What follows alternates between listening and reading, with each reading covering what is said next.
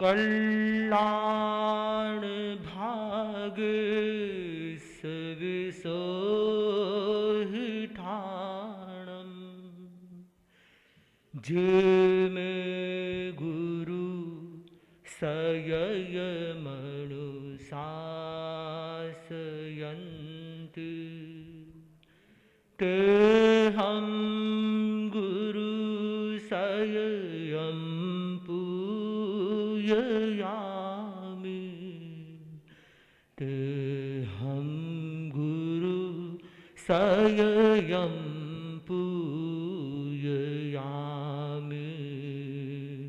ते हम गुरु सययं पूजयामि।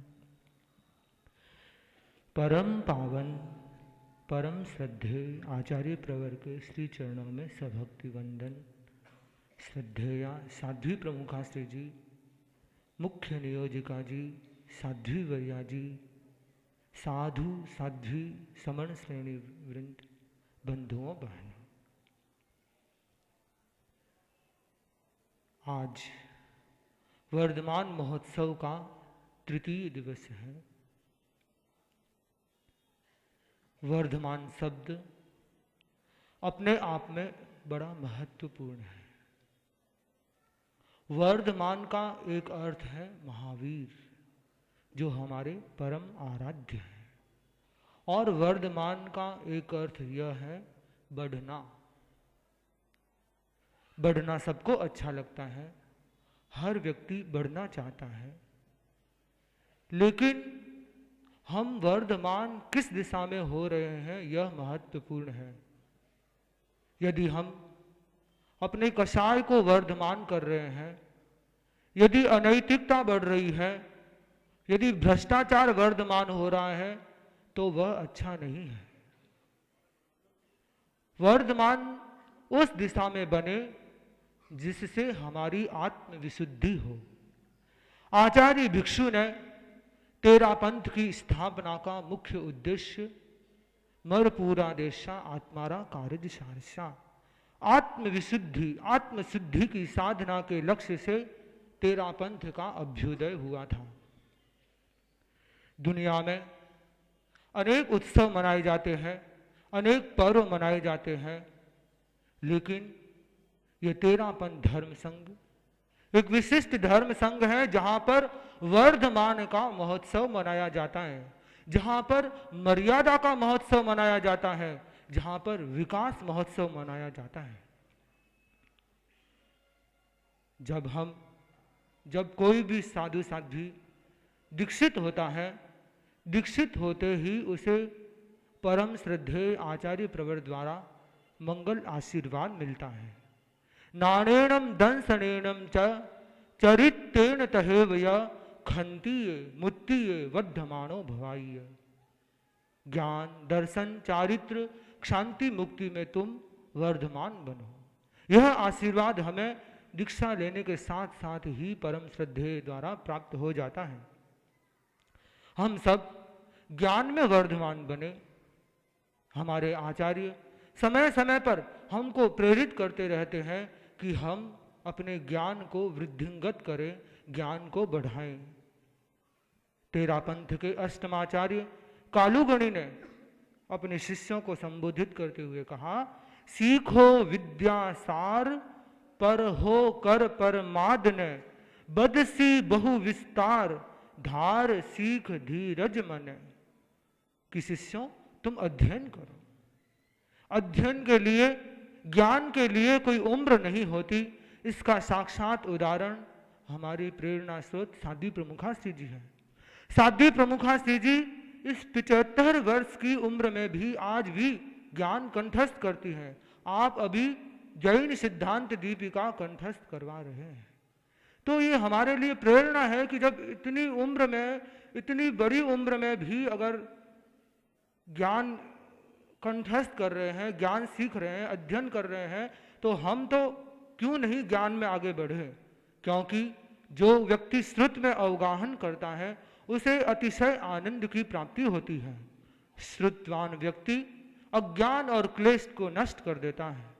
श्रुति से व्यक्ति के जीवन में संवेग की वृद्धि होती है, उसके भीतर में वैराग्य की अभिवृद्धि होती है।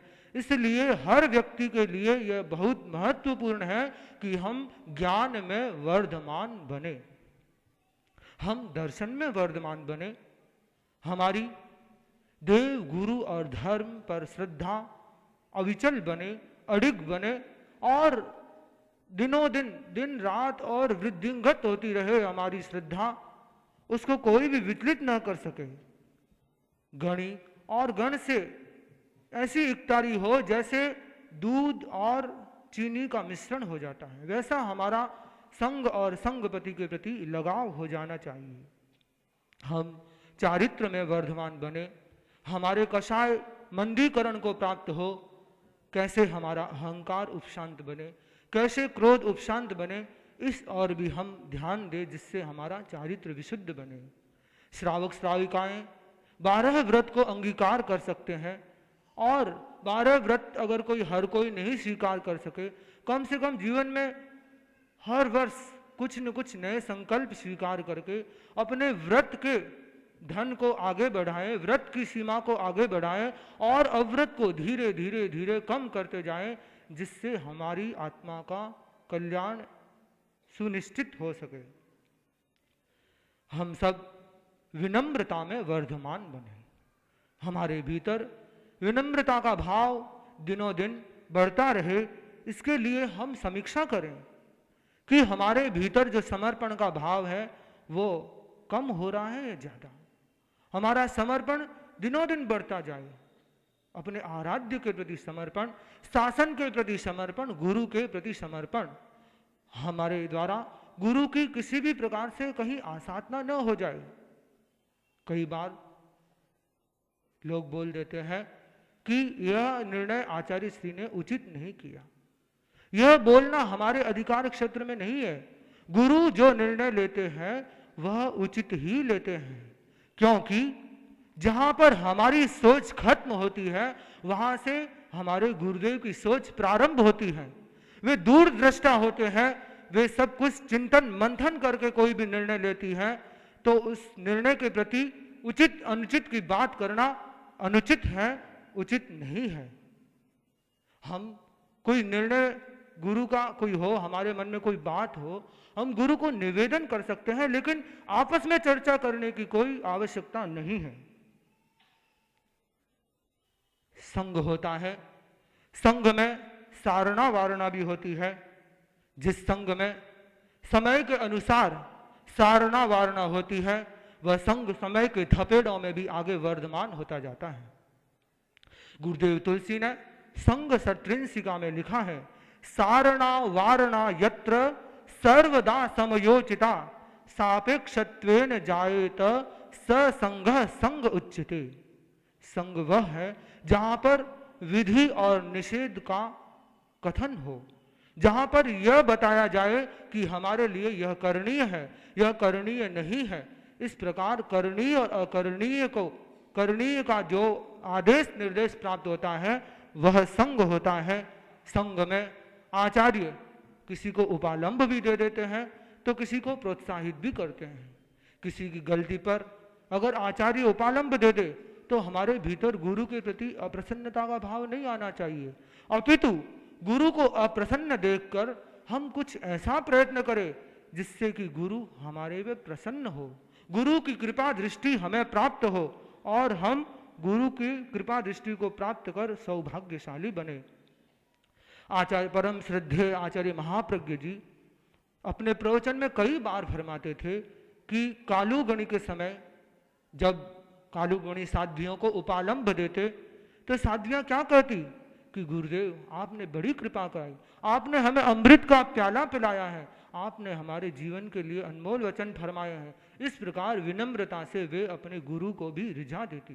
तो हम अपनी विनम्रता से अप्रसन्न गुरु को भी प्रसन्न कर लें और गुरु की डांट को भी अपने हित के लिए मानकर उसको अच्छा माने। हमारे भीतर गण गणपति के प्रति भक्ति और बहुमान में वृद्धि हो। हमारा समर्पण ऐसा होना चाहिए, इतना गहरा होना चाहिए कि वो एक दूसरे से जुड़ा रहे। एक बार की एक घटना है, एक भील और ब्राह्मण जो नित्य प्रतिदिन नदी किनारे स्थित शिव मंदिर में पूजा करने जाया करते थे। ब्राह्मण पूजा करने से पहले स्नान करता, स्नान करके फिर एक कलश में पानी लेकर के भगवान अपने जो आराध्य थे, शिव थे, उसको अभिषेक करते, उन्हें अभिषेक के द्वारा जल चढ़ाते। वहीं पर एक भील भी आया करता था, वह अपने मुंह में पानी भर के लाता और उसके द्वारा शिव की मूर्ति को स्नान करवाता। एक दिन ब्राह्मण ने देखा कि शिव और ब्राह्मण आपस में बातचीत कर रहे हैं। उसको भीतर में आक्रोश आ गया कि यह क्या, मैं इतनी भक्ति भावना से स्तुति करता हूँ, पूजा करता हूँ, अभिषेक करता हूँ, लेकिन शिव ने मुझे कभी साक्षात दर्शन नहीं दिए, और इस भील के द्वारा जो नित्य प्रतिदिन मुंह में पानी डाल के शिव पे डालता है, उससे शिव बातचीत कर रहे हैं। उसने कहा, हे शिव, यह भी क्या बात है?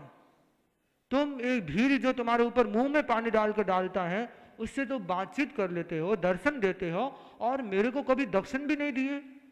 शिव ने कहा, ब्राह्मण, इस भील में श्रद्धा का अतिरेक है, इसमें आंतरिक प्रीति है, मेरे प्रति बहुमान है, इसलिए मैं इससे बातचीत कर लेता हूं।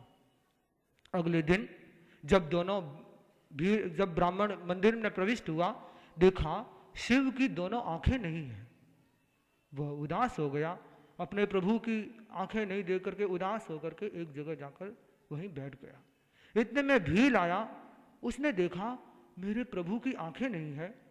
उसने तत्काल कटार से अपनी आंखें निकाली और उस मूर्ति में अपनी दोनों आंखें समर्पित कर ली। शिव प्रकट हुए और बोले, ब्राह्मण देखो, तुम कहते थे ना कि तुम मुझसे बातचीत क्यों नहीं करते। इसमें बहुमान है, इसने अपने स्वयं का प्राणों का भी समर्पण करने को ये तैयार है, इसलिए मैं इससे प्रसन्न हूं। हम भी अपने संगपति के लिए सब कुछ न्यौछावर करने के लिए तैयार रहे, अपने प्राणों का भी समर्पण करें तो हम कर सकें। हमारे धर्म संघ में ऐसे विशिष्ट विशिष्ट संत हुए हैं, साध्वियां हुई। खेत सिंह जी स्वामी का प्रसंग आता है कि उनके मन में गुरु के प्रति कितना विनय था। आचार्य भिक्षु फरमाते कि खेत सिंह जी को जब भी याद करो तो देख लिया करो उसके हाथ में कोई पात्री तो नहीं है, क्योंकि खेत सिंह जी स्वामी के कानों में यह शब्द पड़ जाए कि स्वामी जी याद कर रहे हैं, उनके हाथ तत्काल जुड़ जाते, हाथ में पात्र होता वो भी गिर जाता। इतनी श्रद्धा, भक्ति, आंतरिक प्रीति हमारे भीतर में जगे। इसके लिए हमारे सामने परम श्रद्धेय आचार्य प्रवर आदर्श हैं। इनकी विनम्रता, पूर्वाचार्यों के प्रति विनम्रता, बड़े संतों का सम्मान और आम जन के प्रति भी शिष्टता, शालीनता, नम्रता से बातचीत करना, और आचार्य प्रवर का इंद्रिय संयम भी बड़ा विलक्षण है।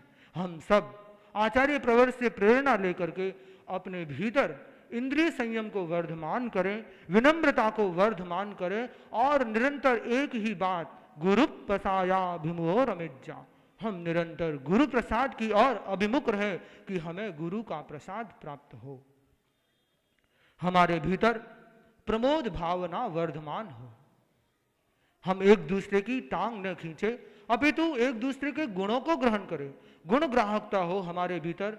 हम हर व्यक्ति में गुण होता है, उनके गुणों को ग्रहण करने का प्रयास करें और अपने जीवन को भी गुणों से समृद्ध बनाएं। संग व्यक्ति से प्रभावित होता है और व्यक्ति संग से प्रभावित होता है। गुरुदेव तुलसी ने लिखा है, शासन की उन्नति में निज उन्नति देखे, निज उन्नति में शासन उन्नति आलेखे। शासन की उन्नति हो रही है, ये हमारी उन्नति हो रही है। किसी व्यक्ति द्वारा धर्म संघ की प्रभावना हो रही है, वह पूरे शासन की प्रभावना हो रही है। इस प्रकार व्यक्ति और संघ परस्पर जुड़े हुए हैं। हम लोग ऐसा प्रयत्न करें कि हमारी शक्ति का नियोजन धर्म संघ की प्रभावना में हो, हमारे द्वारा धर्म संघ की किंचित भी कभी भी अप्रभावना न हो, इसके प्रति हम निरंतर जागरूक रहें, क्योंकि संघ में हर व्यक्ति उपयोगी होता है, हर व्यक्ति के भीतर क्षमता है। वो घटना प्रसिद्ध है कि कोई भी गुरु जब शिष्य को बोलते हैं इस संसार में कोई भी अनुपयोगी वस्तु हो तो वो लेकर आओ, शिष्य ऐसी कोई भी वस्तु नहीं ला सका। जिस प्रकार इस दुनिया की कोई वस्तु अनुपयोगी नहीं है, उसी प्रकार इस धर्म संघ का कोई भी व्यक्ति अनुपयोगी नहीं है। हर साधु साध्वी श्रावक श्राविका उपयोगी है। आवश्यकता है कि हम अपने पुरुषार्थ को जगाएं और अपने धर्म संघ की गरिमा को बढ़ाने में अपनी शक्ति का नियोजन करें, अपनी आत्म साधना को बढ़ाने में अपनी शक्ति का उपयोग करें। वर्धमान वह होता है जो डोर से बंधा हुआ होता है। डोर से बंधा हुआ पतंग ऊंचा उड़ता जाता है, ऊपर उड़ता है और आकाश में चला जाता है, और वही उस डोर से हटकट के नीचे अवनति को प्राप्त हो जाता है। किन्नो दूर आकाशा बिचरे बंध्यो डोर रे सागे। किन्नो दूर आकाशा बिचरे बंध्यो डोर रे सागे। अपछंदो वैतो पल में छोरा लुटन भागे। जो व्यक्ति संघ से अलग हो जाता है उसका कोई महत्व नहीं रहता। व्यक्ति का महत्व तभी रहता है जब वह संघ से जुड़ा हुआ है। हमारा संघ निरंतर वर्धमान हो रहा है। परम श्रद्धेय आचार्य प्रवर अपनी श्रमशीलता के द्वारा, अपनी मेहनत के द्वारा जो संघ की प्रभावना कर रहे हैं वो अपने आप में बड़ी विलक्षण है। आचार्य प्रवर की पूर्वांचल यात्रा में जो आचार्य प्रवर के संपर्क में लोग आए वे अपने आप को धन्य महसूस करने लगे। कल परसों ही एक व्यक्ति मेरे पास आया जोरहाट से। वह बोला, महाराज आचार्य श्री की यात्रा तो वहां हो गई, लेकिन उसका प्रभाव तो हम अब देख रहे हैं। हम लोग नशा मुक्ति के प्रचार के लिए गए और एक ही दिन में हमने 318 फॉर्म भरवा दिए। और ऐसे लोग जो सुबह उठते ही कुल्ला भी शराब से करते हैं, ऐसे लोगों को हमने नशा मुक्ति का संकल्प करवाया। ये आचार्य प्रवर जिस किसी नगर में पधारते हैं, जैन अजैन हर व्यक्ति आचार्य प्रवर से प्रभावित हो जाता है और लोग, हर व्यक्ति के मुख से एक ही ध्वनि निकलती है, हम धन्य हो गए, हम आनंदित हो गए जो आपके दर्शन प्राप्त हमें हो गए। तो ऐसे महान गुरु जिन्होंने नागालैंड कार्बी आंगलोंग का एरिया जहां पर दिन में जाने से भी लोग डरते हैं, वहां पर 13 पंथ की ध्वज पताका, कीर्ति पताका फहराई। ऐसे महापुरुष जिन्होंने धर्म संघ को वर्धमान किया है। गुरुदेव तुलसी ने लिखा है कि हमारा शासन अनमोल है, गौरव में जिन शासन की शान है। संता शासन ओ स्वामी जीरो, जग में अनमोल हीरो। गौरवमय जिन शासन री शान है। ओ संता आपार आस्थार आस्थान। तेरा पंथ अनंत शक्ति रो साधन है शोधन है। तेरा पंथ अनंत शक्ति रो अनुशासन रो उदाहरण है। विघ्न हरण अविघ्न है। अनुशासन रो उदाहरण है। विघ्न हरण अविघ्न। लाखा लाखारो जीवन धन है। जन जन रो संजीवन है। दीनारो अत्राणारो त्राण है। ओ संता आपारी आस्थारो तीव्र तपोबल धारी भारी। संत हुआ इन गण में। तीव्र तपोबल धारी भारी। संत हुआ इन रम्या निरंतर श्रम सेवायुत। संयम रे प्रांगण में, रम्या निरंतर श्रम सेवायुत संयम रे प्रांगण में, अनशन आतापन इच रजकारी, आचार्यांशु एक तारी, सारी स्थितियारो अनुसंधान है। हो संता आपार आस्थारो काढ़ गली गिवार महाजन, जय गुरु आना ओटी, काढ़ गली गिवार महाजन, जय गुरु आना। मारा बाप आप हो गुरुवर, चढ़ गयो कनक कसोटी, मारा बाप आप हो गुरुवर, चढ़ गयो कनक कसोटी। आहे अपने शासन रीशली, अद्भुत अनुभूत नवली, जुग जुग रो जो इतिहास प्रमाण है। ओ संता आपारी आस्थार, आज्ञा अनुशासन रा भागड़, भटक्या है भटक है, आज्ञा अनुशासन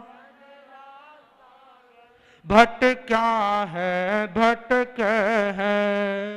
नो हब्बाए नो पाराए, अध बिच ही लटक है, नो हब्बाए नो पाराए, अध बिच ही लटक है।